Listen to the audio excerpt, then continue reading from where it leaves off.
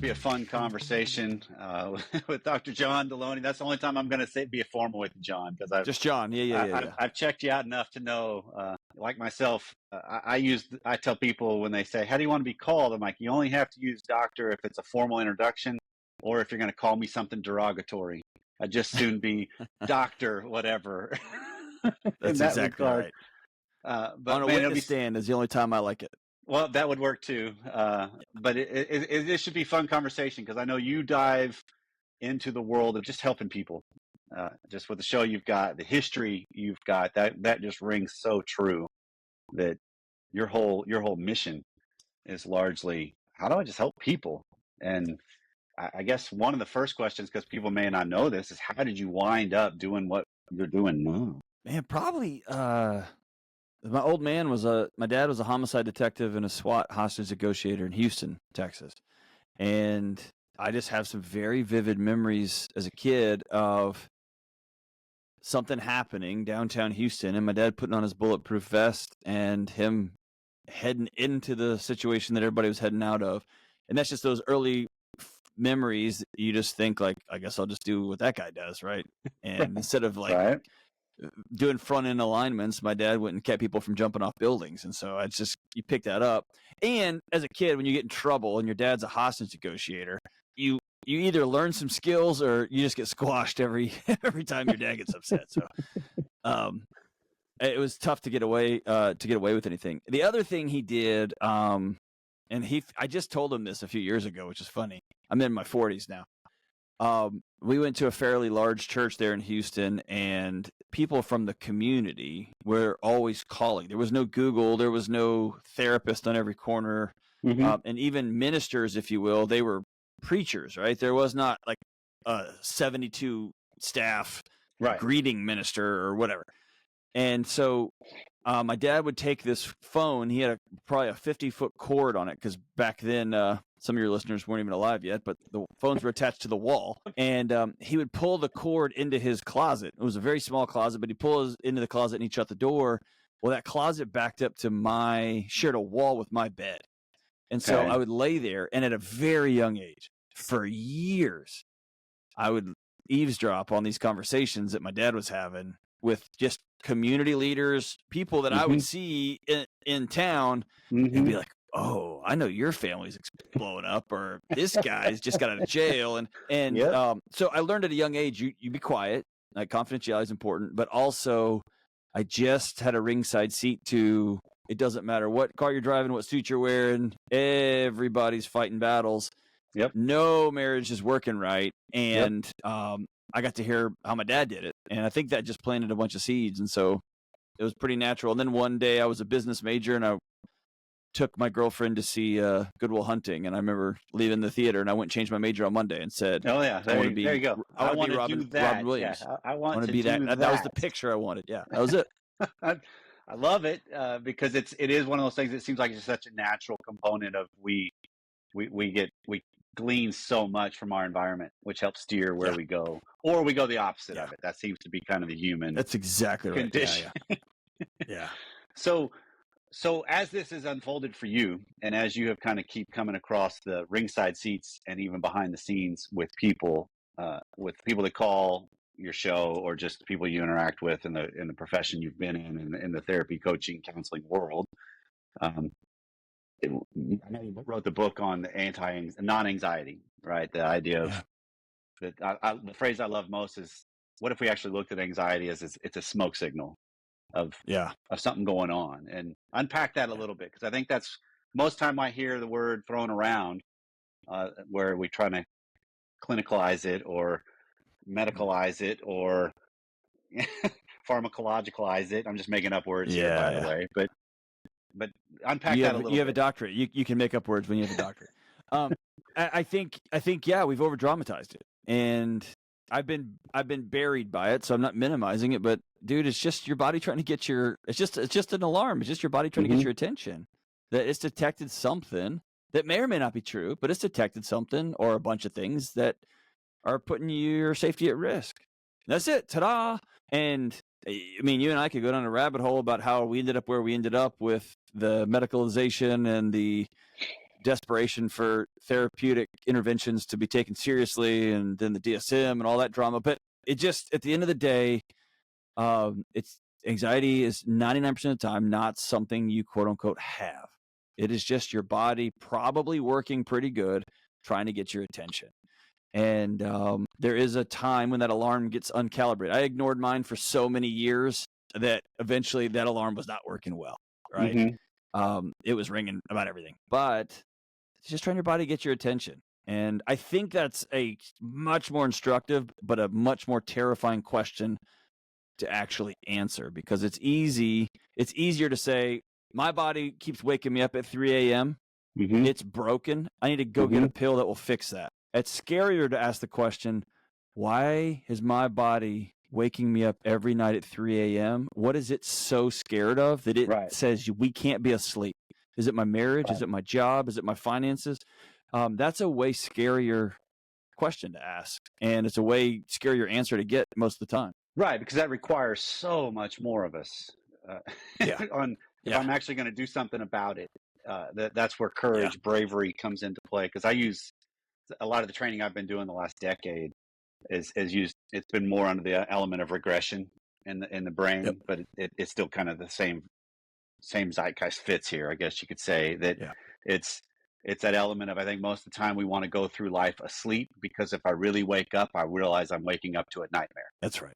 Yeah, I think if I truly look at what's going on and the incongruencies, I got problems, and I don't know if I really want to face them. Yeah, I was just writing that out this morning, and my little notes I keep to myself was, and they tend to be pretty sensational and not always fully honest, or they don't pan all the way out. But I don't think people want to be happy. By and large, I don't think people want to be safe. By and large, I think people want to not be uncomfortable more than anything.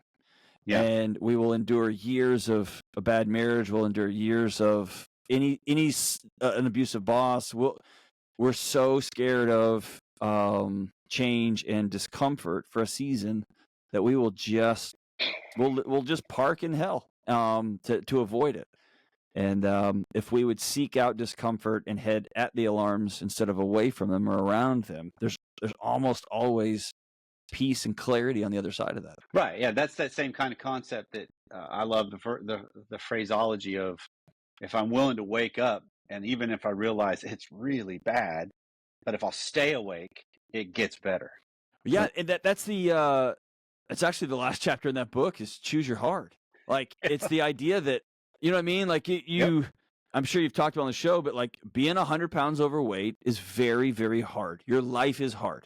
Your joints hurt. Your health is just tough. And losing 100 pounds is a nightmare. Yep. It's hard. And so it's not one path is easier than the other. You just got to, like, having a miserable marriage is hard. Talking about your miserable marriage is hard. It's not like you get one is easy and one's not. So you choose the hard that at the other end of it will give you the life that you actually want. Not this misery, quiet life of desperation, and then you die. Like, well, that short, also, man. That ties into because you make in the book the idea of the 6 daily choices, and one of those is belief. Believing in something, and that could be a lot of different things. I often kind of, in a therapeutic realm, get into this idea of what is it they really hold dear. Yeah, because it's typically something outside of themselves. That's the healthier way, in my opinion. We can't have I hold dear just myself. At least if you're honest about that, that's a better path. Well, so I'll just, like, my bias, disclosure. I'm a Christian guy. Okay, that's my family. But I didn't take that tact with this. In fact, I avoided this chapter as much as possible, and I just wrestled with it. I put the book down for a while because I didn't want to write it. But I can't find a secular psychology study that doesn't land somewhere on people who are plugged into something bigger than themselves. You can call it a higher power, whatever you call it, have better everything. Every statistical outcome is better. And so I actually approached the chapter from an anthropology and from an evolutionary psychology, and that's where it got interesting. All of human history, people have walked outside and looked up at the sky and fallen on their face and said, "Dear God," or "Dear gods, please rain or my family dies." That's it.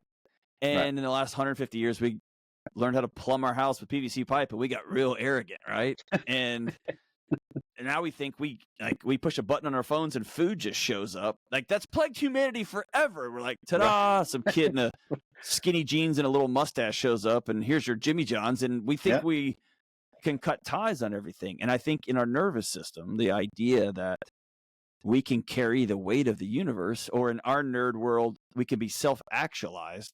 Right. I think our bodies know the self can't hold. The center can't hold on that argument. Right. And so we've pulled the string on every faith orientation and every higher power that we have, and we're untethered now. And I think everybody's anxious. Everybody's burning. And I'm right. And this is not, it's not religion specific, man, but you better plug into something bigger than you, or you're going to have an anxious, untethered body, because your body knows that you can't carry the world. Right. And so that's when you start to recognize, like, what your mission seems to a lot of times be, if I was to just boil it down, how do we face the incongruities that are going on how I'm acting, what I believe, how I react versus what are my values, because if you look at it on a psychological level, that seems to be a component that I don't even recognize it, which then plays itself out like you're describing as anxiety is a point of like, hey, there's something off. There's something amiss here. There's something not right, either with me or my system and what's going on around me. Well, it's the way I've been phrasing it to myself is just developing a new third way. And like, if everybody for 60 days would just be curious about why they're doing what they're doing, I think you transform society from the inside out. It'd be a pretty stark. It'd be throwing the car into reverse on the highway transformation, but it would be a transformation because here's the deal, man. Alcohol works. Pornography works. It distracts you from your exhausted, lifeless life. It works until it destroys everything. Cocaine works until it kills you, right? And so we are so focused on these things, these behaviors, the anxiety, the depression, the OCD, the pornography, the alcohol.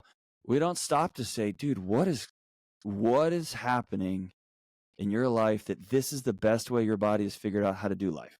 Right. And I think if our schools approached that way, if our churches approached it that way, if our civic stuff went after those questions with, my goodness, man, pull up a seat and get some nachos, dude. Like, how is it that, like, it's easier for you to blow up your marriage and somebody else's than it is to look at your wife and say, we have to build something new. I can't keep doing this. Right. Like, why? How's that harder? And then if you get there, it's a skill set issue. It's a tools issue, man. Everybody wants to be able to sit down and tell their husband or their wife, like, I need sex to be different. I don't know how to do that.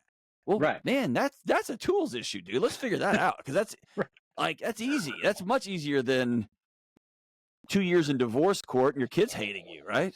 Yeah. Okay. And that's what's so interesting, because it is a tool set issue, but it also is one that it then comes down to, the way I hear this, John, is we all attempt to make sense of our world by blaming or getting other things around me to change. So I think I'm communicating just fine. Like, hey, I need sex to be better, which is code for you need to up your game, girl. Yes. you need to do different for me, rather than I need to take account of what's my culpability in this thing. What's my part in this? Because that's where we get so mixed. And over the years of Sexy Marriage Radio, some of my favorite emails are the ones that come in and say, you know what, I found you, I listened for a month or two, and I hated you initially because I wanted you to fix my spouse. And you kept just pounding on me. Yes. That it's about me.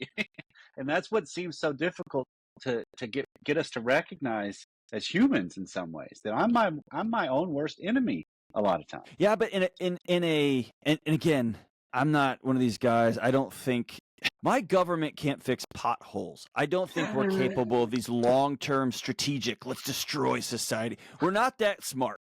We're not that good. Right. So I think it was all pretty well intentioned. I think people wanted to have abundance in food, and I think people wanted to make a bunch of money, and I get that. Yeah. And I think that, man, I really like my dishwasher, and I like leather seats, and I like air conditioning, and all of those things happened really, really quick on a timeline.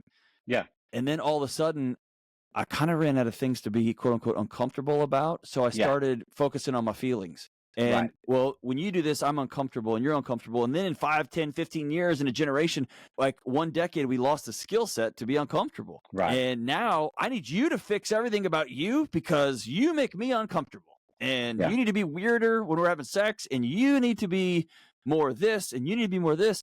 And that's like, I don't have it's the same with kids, right? You've seen this stuff. Like kids, that sounds awful. 18 to 25-year-olds are having the least amount of sex in recorded human history. Well, they've seen 1 million sex acts on their cell phones between the ages of 11 and 18. Right. They have never had to be that uncomfortable, burn a whole movie just trying to hold hands, right? You know, remember Right. that? Like, Oh, yeah. touch fingers and then like slowly move your hand over. But that's uncomfortable. Or am I going to kiss? Am I going to kiss? So much easier just to push play, right? Yep.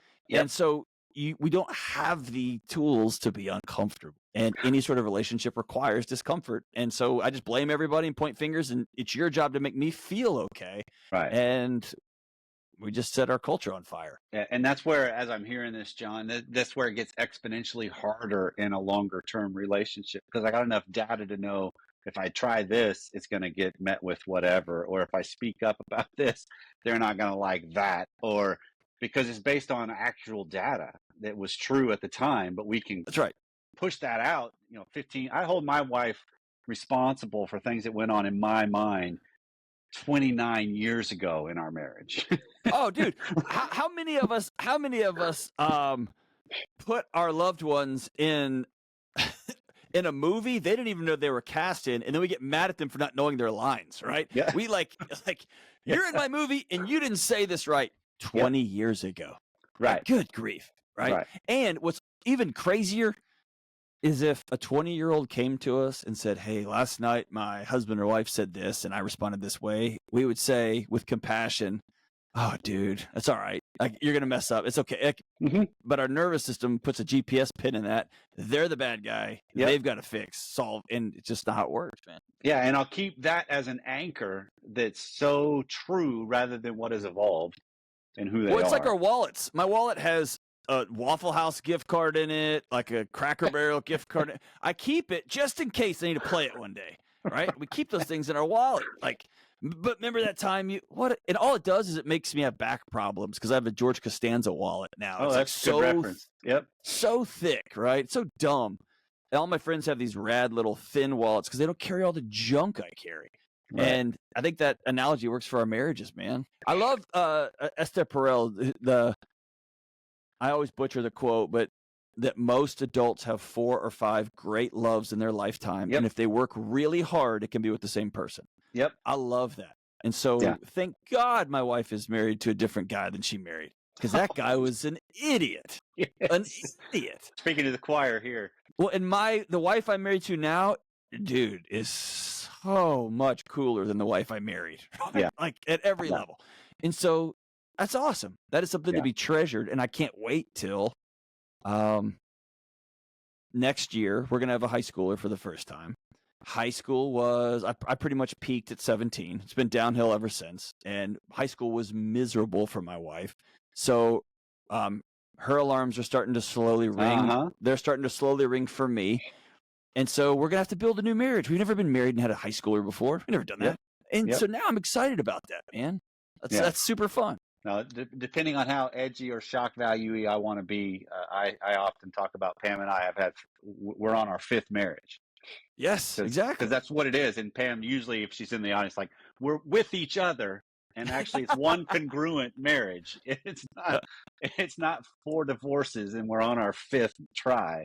But it is true that if you look at the arc of a relationship, it absolutely will evolve. I have to just make sure I'm doing enough awareness and work to keep up, because it's so easy to hold on to old things like you're describing. And I have come to understand that I'm going to end up there whether I want to or not. And it's easier if I'm driving there than getting dragged behind a car there. And so my marriage is going to change. My finances are going to change. My relationship with my kid is going to change. The best I can be intentional about getting there, as however uncomfortable that is versus getting dragged there, because that's more uncomfortable. It's just Mm-hmm. choosing your hard. I'm going to choose when my kids are really young to let them know that I'm a safe place for them to be, which means I got to keep showing up and it's boring. I'm going to keep reminding them, you will never have a cell phone in my house. It's never going to happen. I've done too many sexual assault investigations. You're never going to have social media.